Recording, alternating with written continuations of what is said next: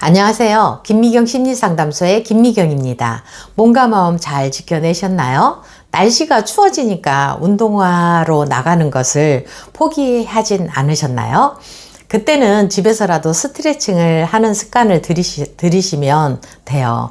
요새는 근육 키우는 스트레칭이 유튜브에 너무 잘 나와 있어서 그걸 따라하기만 해도 1시간이 금방 가더라고요. 겨울에는 햇빛 쬐기가 힘들어서 우울이나 무기력이 찾아올 가능성이 많아요. 그럴 때일수록 몸을 움직이게 되면 세로토닌 호르몬이 나오면서 한결 컨디션이 좋아지는 것을 느낄 거예요. 오늘 이야기는요, 나르시시스트 행동을 정당화하는 피해자의 내면 심리의 원인이 과연 무엇인지 나눠볼 거예요. 나에게 상담하러 온 주민 씨의 이야기를 통해서 나눠보도록 할게요. 여기에서 주민 씨는 가명이에요. 처음에 나르시시스트 남편의 러브바밍으로 좋은 사람으로 여기고 이만하면 함께 지낼 수 있겠다 여기고 결혼을 했는데 얼마 지나지 않아서 남편의 점점 이해하지 못할 행동들이 180도 다른 형태로 나오면서 주민 씨는 충격적인 심리 상태를 경험하곤 했답니다. 그러나 너무나도 사랑했던 그 사람이었기에 뭔가 직장에서 스트레스 받을 일이 있어서 그러는갑다 하고 이해해주고 화내는 나르시시스트를 오히려 토닥여주고 스트레스 받는 일에서 벗어나도록 위로해주고 맛있는 것도 해주고 옷도 사주면서 화가 그렇게 많이 난 걸 보니 직장 일이 많이 힘든가 보구나 라며 어떻게든 배려해주고 공감해주고 했었대요. 주민 씨도 직장 생활을 하고 있어서 직장 일이 만만치 않음을 알기에 스트레스 받을 거라는 생각에 최대한 이해심과 인내력을 발휘했다고 합니다. 연애 기간 동안 잘해주고 자기에게 좋은 믿음도 주고 그런 나르를 주민 씨는 처음에는 아무 의심 없이 눈치채지 못하고 있었던 거죠. 간혹 남자들이 하는 말이 있죠. 잡은 고기에 수고할 필요 있냐고 하는 무책임한 발언들이 있는데요.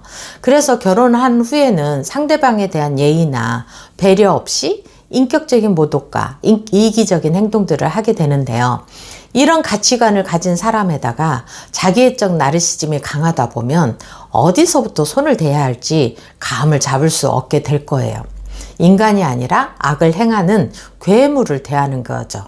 선하게 살고 싶고 갈등을 싫어하는 주민 씨는 이러한 구조를 전혀 알 수 없기에 나르 남편을 계속되며 일상화되는 분노나 화, 무조건 상대방 탓을 하며 책임 전가가 일상이 되면서 불편해지는 마음이 들지만 좋은 관계를 유지하며 좋은 인생을 살 거라는 믿음을 깨뜨리고 싶지 않았죠.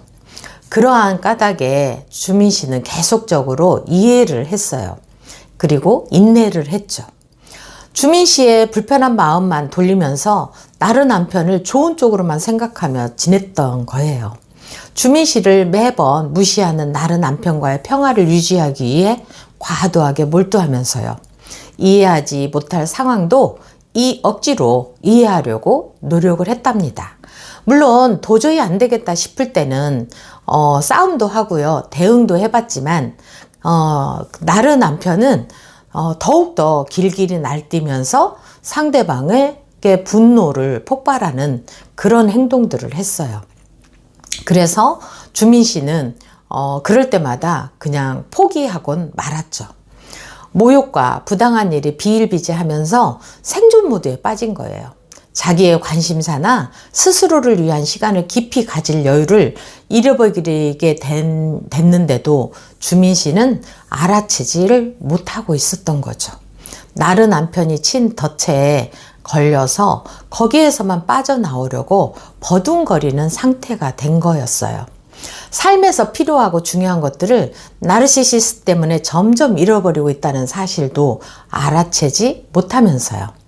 또한 정체성을 확립하는 것을 놓칠 가능성이 많으면서 바다에 포류하는 것처럼 파도에 떠다닐 가능성이 있다는 것도 인식하지 못했던 거죠.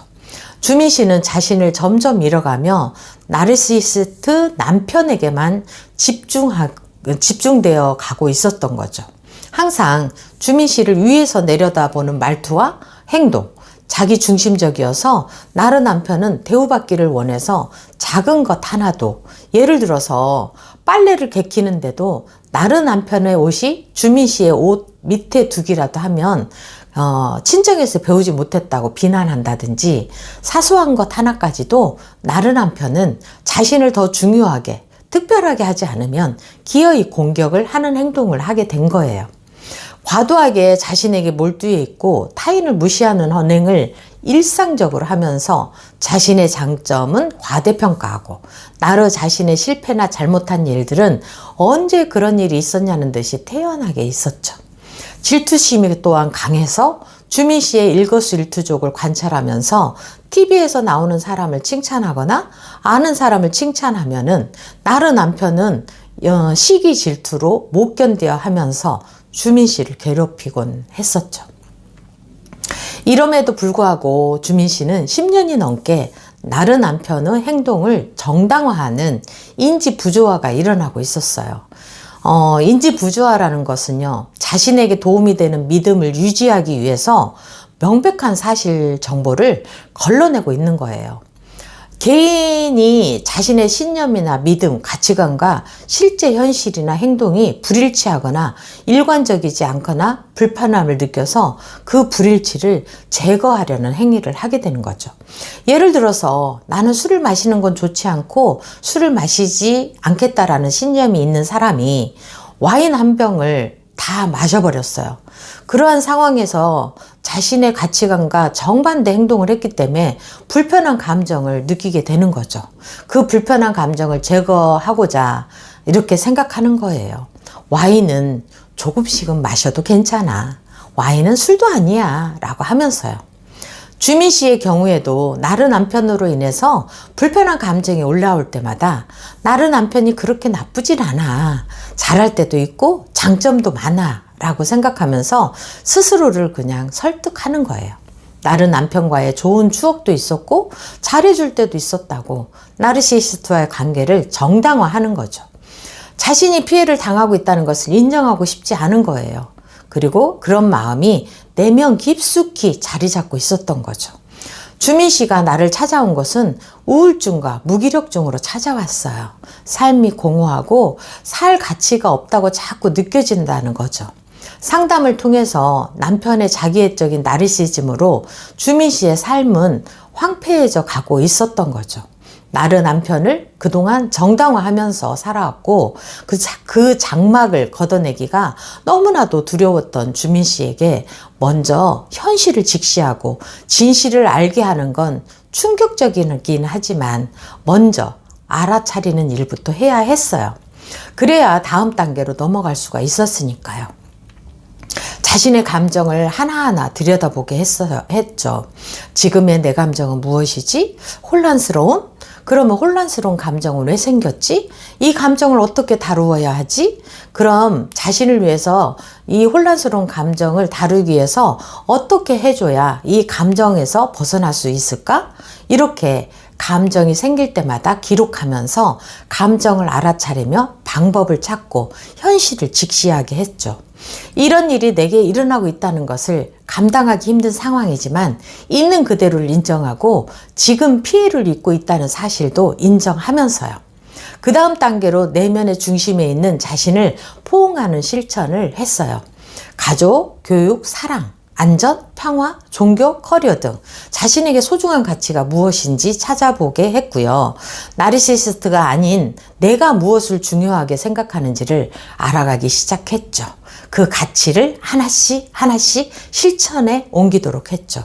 책을 읽고 산책을 하고 맛있는 것을 먹고 잠을 푹 자는 것도 자기 관리를 규칙적으로 했고요. 복식 호흡이나 자기를 토닥여주는 나비, 포옹 등을 통해서 자존감도 높아지고 자기를 스스로 사랑하는 모습으로 바뀌어 갔답니다. 자기만의 안식처를 찾도록 했더니 푸근한 담요, 부드러운 곰인형, 따뜻한 햇살이 비치는 창가에서 마시는 차 한 잔, 이런 행복들을 자꾸 쌓이게 해서 감사한 마음이 들게 했어요. 그러면서 감사한 삶으로 변하면서 남이 아닌 내가 나를 지키는 방법을 터득하면서 웃음을 찾게 됐고 삶의 의미도 찾게 되었죠. 여러분도 자신의 몸과 마음을 지키시길 간절히 기도합니다. 지금